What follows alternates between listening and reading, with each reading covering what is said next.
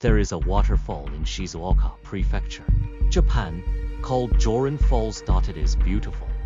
Tourists visit every year to admire the way the water catches the light, the mist that rises from the pool below, the ancient cedars that frame the cascade like a painting. But the locals know something the tourists don't. They know that for centuries, no one swam in that pool. No one lingered after dark. Because something lives behind the waterfall. Something old, something patient, something beautiful.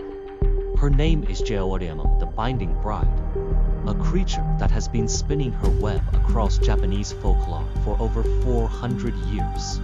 And tonight, we're going to meet her. In the forests and mountains of Japan, there is a species of golden orb weaver spider called Nephila clavata. It's large. As spiders go, the females can reach nearly 3 inches across, with long, elegant legs striped in yellow and black. Their webs are enormous, stretching several feet wide, strong enough to catch small birds. But according to Japanese folklore, something happens to these spiders when they reach a certain age. The stories say that when a Nephila clavata lives for 400 years, it undergoes a transformation. It grows. It changes. It gains powers that no natural creature should possess. It learns to shapeshift, and its favorite shape is that of a beautiful woman. This is the Jorogumo, and once she sets her eyes on you, there is no escape. Only silk, and silence, and the slow, patient feeding of a spider that has been perfecting her craft for 4 centuries. The most famous Jorogumo story takes place at Joren Falls. A woodcutter was working near the waterfall when his axe slipped and fell into the pool below. As he reached into the water to retrieve it, he felt something grab his leg. Not a current, not a fish, as something with intention. He pulled free and fled. But that night, a woman appeared at his door. She was impossibly beautiful. Pale skin, dark hair that fell like water, eyes that seemed to catch the firelight in ways that weren't quite natural. She told him she was a traveler, lost in the mountains. He let her in. She stayed for a week. Each night she played the biwa, a traditional lute, and the music was so beautiful that the woodcutter forgot to eat, forgot to work, forgot everything except her face and her song. His neighbors grew worried. They could hear the music through the walls. But when they peered through the cracks, they saw no woman, only webs. Thick, glistening webs covering every surface of the room.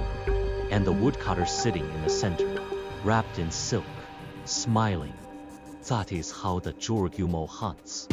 Not with violence, not with speed, with patience, with beauty.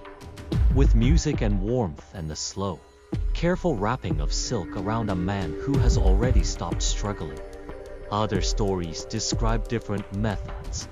In some, the Jorogumo appears as a woman holding a baby, begging a samurai to hold the child for just a moment. When he takes the bundle, he discovers too late that it is not a baby but an egg sac, and 1,000 tiny spiders pour out across his arms.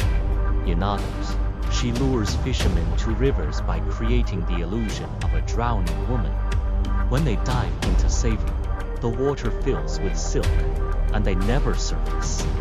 But the most disturbing accounts are the ones where the Jorogumo doesn't trick anyone at all. She simply appears as herself, a woman of such extraordinary beauty that men follow her willingly. Knowing something is wrong, but unable to resist, they walk into her web with open eyes. And that is the true aura of the Jorogumo. She doesn't need to deceive you. Your own desire does the work for her. To understand the Jorogumo, you have to understand what she represents. In Edo-period Japan, the pleasure quarters were a central part of urban life. Men of all classes visited courtesans, and the relationship between desire, deception, and destruction was a daily reality. The Jorogumo was a mirror held up to that world. She was the beautiful woman whose affection was a trap, The pleasure that consumed you. The desire that wrapped around you like silk until you couldn't move, couldn't think, couldn't escape. But the Jorogumo legend goes deeper than a cautionary tale about lust. She represents something fundamental about Japanese folklore and its relationship with nature. In Shinto tradition, the natural world is full of spirits. Animals, trees, rivers, and stones all have the potential to develop consciousness, especially as they age. A fox that lives 100 years becomes a kitsune. A cat that lives long enough becomes a baconika. And a spider that survives 4 centuries becomes a Jorogumo. This isn't just superstition. It's a worldview that treats the natural world with deep respect and a healthy dose of fear. The message is clear. Nature is older than you, more patient than you, and if you disrespect it, it will consume you. The Jorogumo has woven herself deeply into modern Japanese culture. You'll find her in anime like Demon Slayer and in Yagyō. She appears in video games like Nioh and Okami. The manga artist Junji Ito has drawn inspiration from spider legends in several of his most disturbing works. And in the Shin Megami Tensei game series, Jorogumo appears as a recurring demon, beautiful and lethal. But what makes her endure isn't her appearances in pop culture. It's the simplicity and universality of her story. Every culture on Earth has a version of the beautiful predator. The sirens of Greek mythology, the succubus of European folklore, the hoarder of Scandinavian legend. The Jorogumo is Japan's answer to that archetype. And she might be the most elegant version of all. No songs, no magic spells, just beauty, patience, and silk. So the next time you're hiking near a waterfall in Japan, and you see a woman standing alone by the water, pay attention. Not to her beauty, to the space around her.